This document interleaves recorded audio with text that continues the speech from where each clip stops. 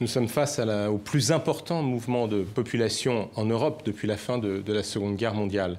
Et face à cette crise, il ne peut pas y avoir 28 réponses nationales différentes. Il doit y avoir une réponse européenne. Oui, mais face à l'horreur, il faut répondre par l'honneur. Face à l'horreur de ces hommes, ces femmes, ces enfants qui, au péril de leur vie, prennent des embarcations pour essayer de rejoindre les côtes européennes, qui se jettent sur les routes pendant des semaines, des mois, pour essayer de trouver un asile.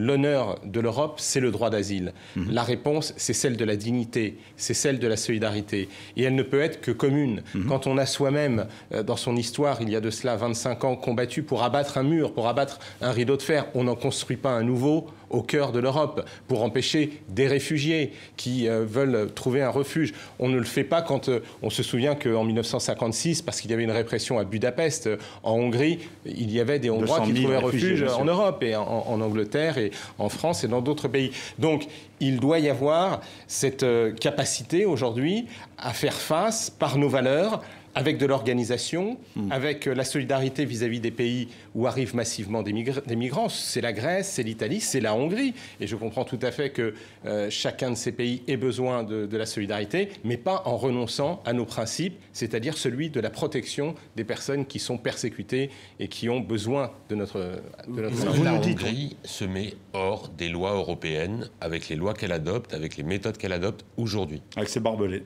Avec ses barbelés, elle se met clairement hors des valeurs de l'Union européenne. Les valeurs de l'Union européenne, ce n'est pas de dresser des murs au cœur de l'Europe, ce n'est pas d'ériger des barbelés, c'est encore, et ce n'est certainement pas que chacun mène une politique nationale différente. Alors qu'est-ce que vous dites à Orban ? La réponse à cette crise.